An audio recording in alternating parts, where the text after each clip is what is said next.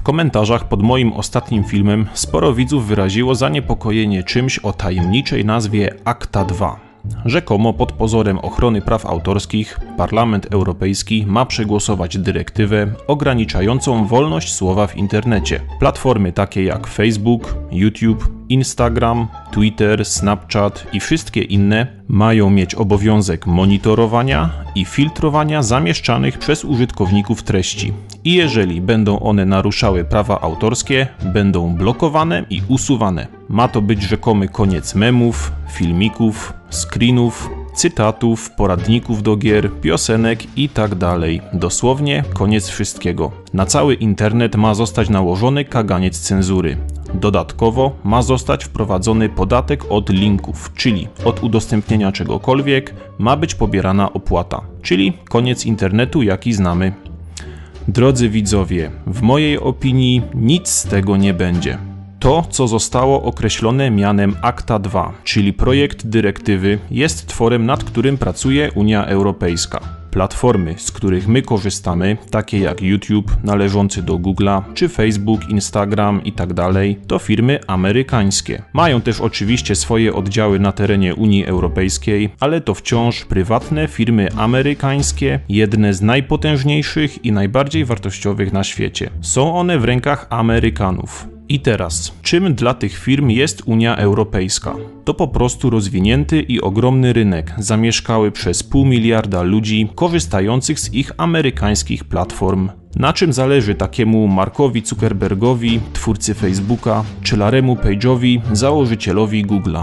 Im zależy na ochronie interesów swoich firm na terenie Unii Europejskiej. Im zależy na tym, aby 500 miliarda Europejczyków siedziało całymi godzinami na ich platformach, no bo na tym zarabiają. Nie sądzę, aby Unia Europejska poprzez swoją dyrektywę skutecznie ograniczyła ich działalność. Tym firmom to nie jest na rękę. Oni chcą rozwijać swoje platformy, a nie ograniczać ich działalność. Chcą, aby widzowie dobrze czuli się na nich, a przez to spędzali tam coraz więcej czasu. I zrobią wszystko, a mają potężne pieniądze i możliwości, aby przed tymi unijnymi dyrektywami uciec. A naturalną rzeczą jest, że razem z nimi pójdą użytkownicy tych platform, czyli widzowie i twórcy, bo przecież dobrze się na nich czują.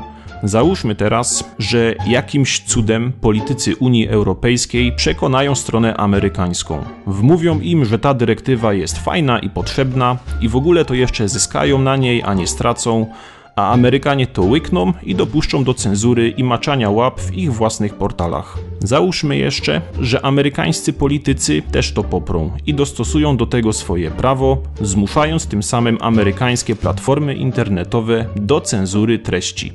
W ten sposób ponad 300 milionów Amerykanów oraz 500 miliarda Europejczyków otrzyma internet ocenzurowany. Co się wtedy stanie? W mojej ocenie bardzo szybko, na przykład w takich Chinach, znajdzie się jakiś odpowiednik pana Zuckerberga czy Larry'ego Page'a i założy swoją platformę z filmami, zdjęciami i wszystkim tym, czego potrzebujemy. Będzie to platforma chińska, na chińskich serwerach, ale oczywiście dostępna po angielsku, niemiecku, polsku itd. Wszystko dla klientów z Europy i Ameryki. I śmiem twierdzić, że żadni unijni politycy nie zmuszą tego chińskiego przedsiębiorcy do cenzurowania czegoś w jego chińskiej platformie. Tobie, drogi widzu, nie zabronią wchodzenia na chińską platformę zamieszczoną na chińskich serwerach, a twórcom nie zabronią zamieszczania filmików i zdjęć na tym chińskim portalu. Czy ja sprzeciwiam się dyrektywie potocznie zwanej ACTA II? Tak, jestem przeciwny, według mnie to nic dobrego.